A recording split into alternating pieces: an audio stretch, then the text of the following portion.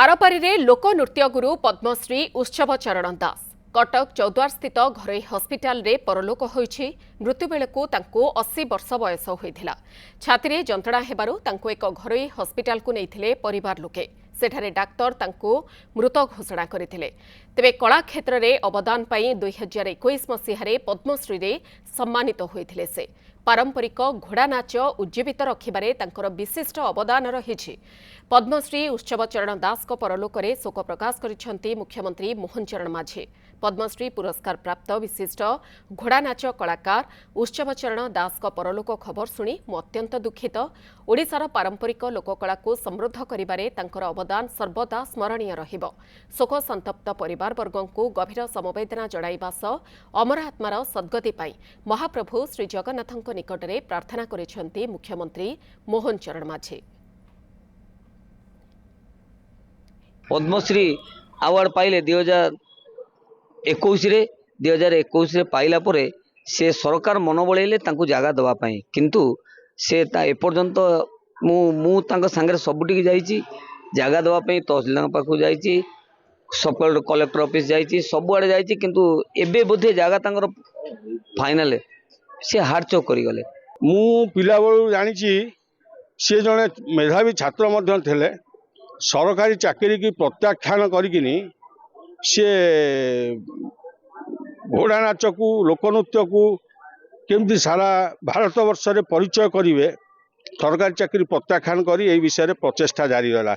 जीवन सारा से दुख संग्राम करचंती दुखरे संग्राम करचंती आउ अनेक छात्र समय से तैयारी करचंती तांको सकाशे आज चौद्वार अंचल ओडिशा रे कहीं भारत रे गर्वित तांको।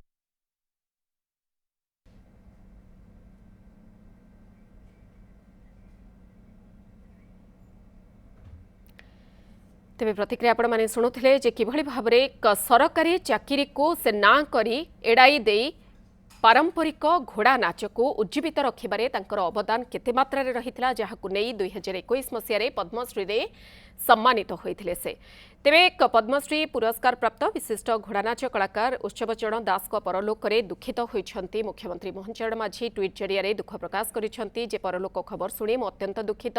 ओडिशार पारंपरिक लोककला को समृद्ध करिबारे तांकर अवदान सर्वदा स्मरणीय रहिबो। शोक संतप्त परिवार वर्गों को गभीर समवेदना जणाइबा सह अमर आत्मार सद्गति पाई महाप्रभु श्री जगन्नाथଙ୍କ निकटरे प्रार्थना करिछंती मुख्यमंत्री मोहन चरण माझी। अधिक आलोचना करने आम सहित प्रोग्रामिंग हेड न्यूज 7 विजय महांती रहउछंती। विजय बाबू जेभଳି भाबरे ये दुखद खबर सामना को आसी लोकनृत्य गुरु पद्मश्री उत्सव चरण दास आउ नाहंती जा कहा जाउछि छाती रे जंत्रणा अनुभव होइथिला घरे हॉस्पिटल को निया जाइथिला किंतु डाक्टर तांको मृत घोषणा करथिले। निश्चित भाव में उत्सव चरण दासंकर वियोग एक अपूरणीय क्षति ओडिशा पाई सारा ओडिशा पाई से गर्वित थिले। आज्ञा विशेषकर 1960 मसीह से घोड़ा नाच प्रदर्शन कर 1964 मसीह से चौद्वार एक संगीत महाविद्यालय आरंभ करते संगीत अनुष्ठान से क्रमशः लोकनृत्य को विकसित करछंती। तेबे उत्सव चरण दासंकर स्वतंत्रता है जेमतिक लोकनृत्य को से सर्वभारतीय स्तर में पहुंचाइबा पई तांकर प्रयास थिला आउ विशेषकर से सचेतनता मूलक विभिन्न कार्यक्रम लोक ए जो घोड़ा नाच घोड़ा नाच एवं जो संगीत भित्तिक लोकनाटक को से तार प्रसारण करथिले बा ताको विकसित सेही भली भाव में विकसित करथिले। आ 2021 मसीह से पद्मश्री पाइथिले रामनाथ कोविंद हाथरू ग्रहण करथिले। तांकर आउ केतोटी अनालोचित दिग मध्य अछि से खूब कम पाठ पढ़िथिले मैट्रिकुलेट पढ़िथिले बोध हुए किंतु तांकर बहुत गुड़े लोकप्रिय रचना अच्छी जमती कि कृष्ण अवतार महिषानासिनी गंभीर विजय केली कदम्ब ये सब तांकर रचना रही। या सहित तांकर से मध्य गीत रचना करने सहित तांकर आउ गोटे दिग रही से प्रारंभिक स्तर में ओडिसी नृत्य करुले। तेणु तांकर ए भली एक वियोग समस्तଙ୍କ ପାଇଁ दुखद निश्चित भाव एवं तांकर वियोग सारा ओडिशा को मध्य दुखित करिछि।